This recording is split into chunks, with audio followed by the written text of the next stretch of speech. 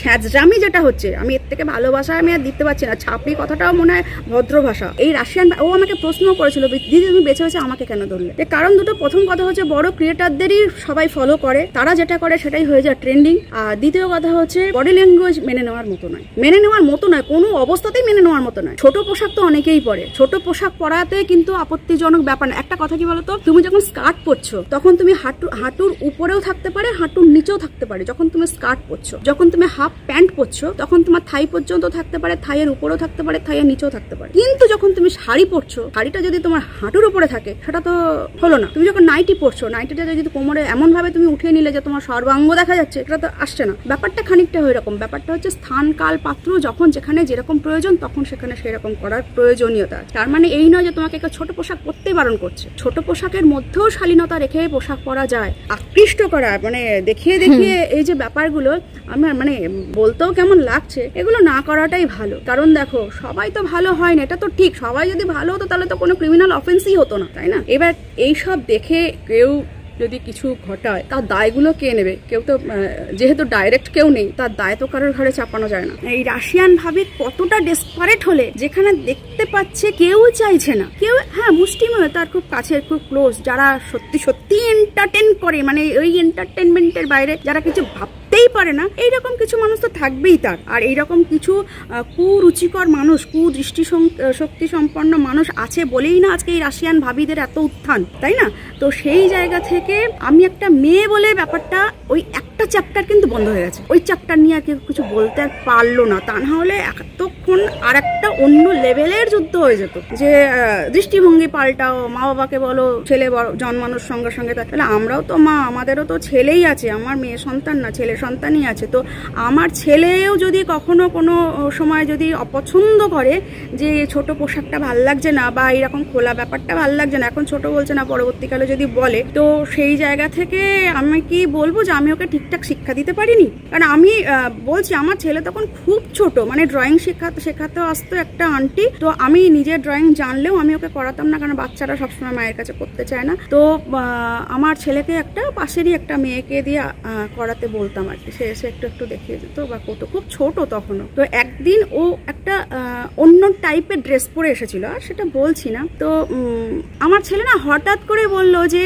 Aunty আজকে না তোমাকে ভালো লাগছে না। তো সে না খানিকটা খিলখিল করে হেসে বলছে, বৌদি তোমার ছেলে কি বলছে শুনেছো? আমি যে কি বলছে? তো বলছে তোমার ছেলে বলছে না তোমার আন্টি তোমাকে আজকে ভালো লাগছে না। আমি তখন বললাম তাহলে তুমি বুঝতে পারছো কেন তোমাকে ভালো লাগছে না?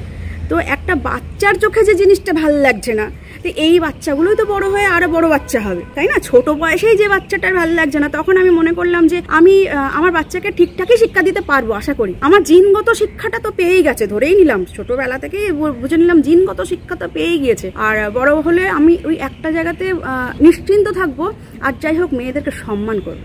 দিদি, এই যে সোশ্যাল মিডিয়াতে নোংরামি, এই নোংরামির বিরুদ্ধে যে আপনি আর কি লড়ছেন, এই লড়াইটা আপনার কতদূর পৌঁছবে বলে মনে হচ্ছে? কতদূর পৌঁছাবে সেটা যদি এখন ভাবনা চিন্তা করতে বসে যাও। একটা কথা কি, আমি আমার ব্যক্তিগত লাইফ দিয়েও দেখেছি আর প্রফেশনাল লাইফ দিয়েও দেখেছি, খুব বেশি ভাবনা চিন্তা করে না কোনো বড় কাজ করা যায় না। যখনই খুব বেশি তুমি ভাবনা চিন্তা করতে যাবে না, তখন তোমার মাথার মধ্যে নেগেটিভ পজিটিভ দুটো দিকই আসবে। এবার নেগেটিভের দিকটা তোমার মাথার মধ্যে বেশি ঘুরবে কি পজিটিভ দিকটা তোমার মাথার মধ্যে বেশি ঘুরবে, সেটা তো তৎক্ষণাৎ তোমার পক্ষে জানা সম্ভব হচ্ছে না, বা আমার পক্ষে জানা সম্ভব হচ্ছে না। তো সেই জায়গা থেকে খুব বেশি ভেবে খুব বড় কাজ করা যায় না। এই যে বড় কাজ করতে গেলে একটু ইনস্ট্যান্ট ভাবো, ইনস্ট্যান্ট নাবো, তারপরে যা হয় হবে। আমি কি ভেবেছিলাম নাকি যে আমি প্রোটেস্ট করতে নামবো আর এত মানুষ আমাকে সাপোর্ট দেবে, এত মানুষ আমাকে সাপোর্ট দেবে, গোটা দেশের মানুষ আমাকে সাপোর্ট দেবে, দেশের বাইরের মানুষ আমাকে সাপোর্ট দেবে, আউট অফ কান্ট্রিতে যারা আছে, প্রবাসী যারা আছে, তারা আমাকে সাপোর্ট দেবে? আমি ভেবেছিলাম কখনো ভাবিনি।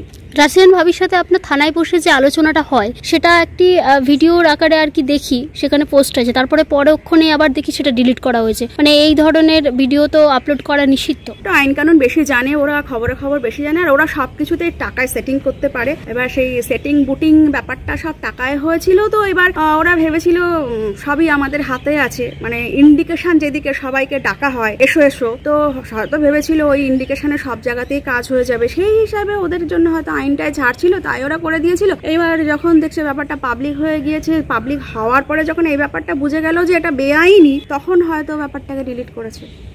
রাশিয়ান ভাবির উপর আপনি কেন আর কি আইনি পদক্ষেপ নিলেন? দেখো, রাশিয়ান ভাবির উপরে আইনি পদক্ষেপ নেওয়ার একটাই কারণ, দেখো অশ্লীল ভিডিও অনেকেই করছে, হাজার হাজার মহিলা করছে, শয়ে শয়ে মহিলা করছে, অস্বীকার করতে তো আমরা পাচ্ছি না, যার জন্যই তো আজকে সোশ্যাল মিডিয়াতে এত নোংরা জায়গায় গিয়ে পৌঁছেছে। এবং অল্প বয়সী, মাঝারি বয়সী, বুড়ো বয়সী তাদের মধ্যেও কিন্তু আছে যারা অশ্লীল ভিডিও করছে। কিন্তু এই রাশিয়ান ভাবি কেন, এই রাশিয়ান ভাবি এত হাইলাইটেড হয়েছে কেন? কারণ দেখো, একটা আউটলুক একটা কথা বলে, মেকআপে একটা আউটলুক একটা কথা বলে, একটা পুরুষ আকর্ষণ হবে বা আকর্ষিত হবে, একটা ফেস বলো, বডি বলো, আরে সবটাই তো বায়োলজিক্যাল ব্যাপার। এখানে তো কেউ তৈরি করে দেওয়ার ব্যাপার না। তোমার একটা মেয়েদের ফেস বলো, চোখ বলো, ঠোঁট বলো, বডি ফিগার বলো, সবটাই যেমন একটা বায়োলজিক্যাল ব্যাপার থাকে, ছেলেদের ক্ষেত্রেও তো একটা সেই চিন্তা ভাবনা বা সেই হরমোনাল যে ব্যাপারটা, সবটাই তো বায়োলজিক্যাল ব্যাপার। এবং সেটা কিন্তু এই রাশিয়ান ভাবে খুব ভালো করেই জানে, এবং সেই জেনেই কিন্তু একেবারে পুরো প্রি প্ল্যান করেই কাজটা করা, যে আমি যদি এইভাবে যদি আমি কন্টেন্ট করতে পারি তো আমার ভিউজ টানতে আমার কোনো অসুবিধা হবে না। আরে মানুষ মানে আপত্তি জানাবে, মন্তব্য জানাবে, খারাপ কথাও বলবে, কিন্তু আমার লক্ষ্যটা কোথায়? আমার মেইন লক্ষ্য ইনকামটা। আমার যদি ইনকাম হয়ে যায় অসুবিধার কিছু নেই। তো ও ইনকামটার উপরে প্রায়োরিটি দিয়েছিল। আমি এখনো পর্যন্ত বড় দিদি হয়ে ওকে আমি সেই মেসেজটাই দিতে চাই যে বাবু, এগুলো না করে ভালো কিছু করো না, কারণ আমরা সবাই দেখবো, সবাই হাতে হাত মিলিয়ে দেখবো, কেউ আমরা কারো শত্রু নই। তুমি ছোট বোনের মতো, কেউ হয়তো সন্তানের মতো বা কি কিছু, তাই না? কেউ ভাইয়ের মতো, কেউ দাদার মতো, বা কেউ বোনের মতো, কেউ দিদির মতো। তো সেই জায়গাতে কেউ তো আমরা কারো শত্রু নই। তো সেই জায়গা থেকে ও যদি এইগুলো না করে, ও যদি একটু এই জায়গা থেকে যদি শুধরে গিয়ে যদি নিজের ভালো সাইডটাকে, ভালো ট্যালেন্ট অবশ্যই সবার মধ্যে থাকে, খারাপ ভালো নিয়েই মানুষ, কোনো মানুষের মধ্যে পুরোপুরি ভালো থাকে না, আবার সবটাই যে খারাপ থাকবে এমনও কিন্তু থাকে না। কারণ আগের দিন তো কথা বললাম, ও কিন্তু পোলাইটলি কথা বলেছে, যে খুব টেম্পটেড হয়ে কথা বলেছে, যে খুব উগ্রভাবে কথা বলেছে, তাও কিন্তু নয়। বা আমি যখনই ওকে কোনো কিছু বলেছি, ও যে আমার উপরে একটা খারাপ দৃষ্টিভঙ্গি নিয়ে কথা বলেছে, তাও কিন্তু না। আমি একদম বলছি তাও কিন্তু নয়। কিন্তু কোনো জায়গা থেকে ও এই ভিডিও থেকে ও সরতে চাইছে না, কারণ এই ভিডিওগুলোই হচ্ছে ওর একমাত্র রুজি রোজগার। এবং ওর যে গরিবিয়ানার ব্যাপারটাও ও তুলে ধরেছে। গরিবিয়ানা থাকলেও অনেক মানে ক্রিয়েটার আছে, একদম ভুরি ভুরি দেখিয়ে দিতে পারি, ছোট ছোট বাচ্চা মেয়েগুলোও আছে, তারাও ক্রিয়েট করে, তারাও কন্টেন্ট ক্রিয়েট করে, তারা কিন্তু ভদ্রতার সঙ্গেই করে, এবং তাদেরও কিন্তু প্রচুর ফ্যান ফলোয়ার্স আছে, মিলিয়ন মিলিয়ন আছে। তো তারা যদি করতে পারে, তুমি কেন করতে পারবে না? খারাপটাকে নিয়ে করার দরকারটা কী আছে? ভালো করলে যদি, আর এই যারা তোমার থেকে সরে যাচ্ছে, সরে গেল, তারাই তো তোমার পাশে থাকবে, তোমার তো আরও ভালো হবে, উপকারটা তো তোমারই হবে, সমাজেরও যেমন হবে, সোসাইটির যেমন হবে, আমাদের দেশেরও যেমন একটা, ওই ধরো একটা ব্যাপার কি হয়েছে, আমাদের দেশ ভারতবর্ষ তো আর একটা দেশ নয়, আরও অনেক দেশ নিয়ে তো তবে তো এই বিশ্বটা। তো সেই জায়গা থেকে, আর শুধু যে আমাদের এই সোশ্যাল মিডিয়া বলো, ফেসবুক বলো, ইনস্টাগ্রাম বলো, সেটা তো শুধুমাত্র যে আমাদের দেশেই আছে তা তো নয়। এইবার ধরো এই জিনিসগুলো তো বাইরের কান্ট্রির লোকজনও তো দেখছে। তো বাইরের কান্ট্রির লোকজন যখন দেখছে, তাদের মধ্যে তারা এটাও তো দেখছে যে কোন দেশের এই ক্রিয়েটারটা, কোন দেশের, এটাও তারা দেখছে। এবার যখন দেখা যাবে আমাদেরই দেশের বা আমাদের ওয়েস্ট বেঙ্গলের, বেশিটাই হচ্ছে আমাদের ওয়েস্ট বেঙ্গলের, এই যে মানে ছ্যাঁচড়ামি যেটা হচ্ছে, আমি এর থেকে ভালোবাসা আমি আর দিতে পারছি না, ছাপড়ি কথাটাও মনে হয় ভদ্র ভাষা, মানে ছ্যাঁচড়ামি যেটা হচ্ছে, তো সেটার মধ্যে বেশিরভাগটাই কিন্তু ওয়েস্ট বেঙ্গলের। মেয়েগুলো ওয়েস্ট বেঙ্গলে, মেয়ে বলো, বুড়ি বলো, দপসি বলো, ধুপসি বলো, সব কিন্তু ওয়েস্ট বেঙ্গলের। তো এই মেসেজটাও তো বাইরে যাচ্ছে, শুধু যে আমাদের দেশের চারপাশে ঘুরছে তা তো না, বাইরের দেশেও তো যাচ্ছে। তো সেই ক্ষেত্রে তো বাইরের দেশের চোখেও তো আমাদের দেশটা খারাপ দৃষ্টিভঙ্গি তো চলে আসছে। তো সব দিক থেকে চিন্তা করলে, একটু স্বার্থ ক্ষুণ্ণ করলে হয়তো তোমার মনে হচ্ছে আমার ইনকামটা কমে যাবে, নাও তো হতে পারে, তোমার ইনকামটা তো বেড়েও যেতে পারে, তোমার প্রতি শ্রদ্ধাও তো মানুষের বেড়ে যেতে পারে। তো সেই জায়গা থেকে ওরা কি বুঝেছে আর ও কি বুঝেছে, হয়তো ওদের, আমাকে এটা মনে হচ্ছে যে আমি ওদেরকে সামনে নিয়ে আসলাম, সামনে নিয়ে আসার প্রয়োজনীয়তা ছিল, সামনে নিয়ে এসছি। আবার বড় দিদি হয়ে শাসন করবার প্রয়োজনীয়তা আছে বলে আমি বড় দিদি হয়ে শাসনও করছি। এবার সেই জায়গা থেকে আমাকে কিভাবে নেবে না নেবে অ্যাবসলিউটলি তাদের ব্যাপার। তাদের হয়তো আমাকে রোস্ট করতে ইচ্ছা করছে, তারা রোস্ট করছে, করুক, আমার তাতেও কিছু হয়ে যায় না। কারণ আমি এটা জানি যে কিছু করতে গেলে কিছু শুনতে হয়, আর সেটা যদি ওরা মনে করে আমাকে নিয়ে রোস্ট করে ওরা আমাকে কিছু করবে, দেখো ক্ষতি আর খারাপ এটা করবো বললেই তো আর করা যায় না, তাই না? আমি সারা জীবন ধরে একটা অ্যাচিভমেন্ট আমার লাইফে আছে যে, আর যাই হোক অনেস্টির জায়গা থেকে কেউ এক কলমও কেউ আমার গায়ে লাগাতে পারবে না, এতটুকু কালিও কেউ লাগাতে পারবে না, সততার জায়গা থেকে, কি আমার বাড়ি থেকে বলো, আমার পাড়া থেকে বলো, আমার প্রফেশনাল এরিয়া থেকে বলো, আমার গায়ে এতটুকু কালি কেউ লাগাতে পারবে না, এটুকু আমি চ্যালেঞ্জ করতে পারি। তো সেই জায়গা থেকে তুমি কোথাকার কে যে তুমি করছো ভুল, তুমি করছো অন্যায়, সেটা বলতে গেলে তুমি রোস্ট করলে সেই রোস্টটা সবাই নেবে। কিছু ওই ছাপড়ি থাকবে, তারা নেবে, যাদের এগুলো ভালো লাগে, যারা এন্টারটেন করে তাদের এগুলো ভালো লাগবে। তো এইসব রোস্টিং ফোস্টিংয়ে না আমার কিছু বয়ে যায় না। দিদি, আপনার যে কথা, একজন বাচ্চা মেয়ে যে আর কি সিঁদুর ফিঁদুর পরে ভিডিও করতো, সেও তো মূল স্রোতে ফিরে আসছে। মূল স্রোতে ফিরে আসছে না, সে মূল স্রোতে ফিরে এসেছে। দেখো একটা কথা কি বলো তো, সেই একই কথা, ভুল ভ্রান্তি মানুষ মাত্রই হয়। এইবার তারাও ধরো একটা ভিডিও করেছে, আমি যেটা পরবর্তীকালে শুনেছি, ওদেরই মুখ থেকে শোনা, আমার কাছে অনেক কিছু কনফেস করেছে ওরা। একটা ভিডিও, ওই রকম ফেসে একটা ভিডিও হঠাৎ করে ভাইরাল হয়ে যায়, বা ওইটা ভাইরাল হতেই ওদের তখন মনে হলো এটাই তো ভালো কন্টেন্ট হতে পারে ভাইরাল হওয়ার জন্য, আর ভাইরাল হতে পারলে পরবর্তীতে ইনকামটা ভালো হবে। এটাই তো মেন উদ্দেশ্য তো আর অন্য কিছু না। কোনো বাবা মা বা কোনো বাড়ির গার্জেন কেউ কিন্তু চাইবে না যে আমার বাড়ির কারোর ক্ষতি হোক, বিশেষ করে যদি আমার বাচ্চা হয় তার ক্ষতি হোক। এবার ব্যাপারটা হচ্ছে এই রকম, সেইটা করতে গিয়ে যেভাবে ট্রোলিংয়ের মুখোমুখি পড়ে গেল, এইটুকু একটা বাচ্চাকে নিয়ে ট্রোল হবে কেন? সেটা তো খুবই প্যাথেটিক। আমাদের সন্তান, তো আমার সন্তানের মতো, আমার ছেলের থেকেও ছোট, তো সেইখান থেকে এইটুকু একটা বাচ্চা ট্রোলড হচ্ছে, সেটা আমার কোথাও একটা গিয়ে খুব আমার পেইনফুল লেগেছিল। তো আমার মনে হয়েছিল যে আমি যদি ওদের বাড়ি বা ওদেরকে চিনতাম জানতাম, আমি তৎক্ষণাৎ চলে যেতাম।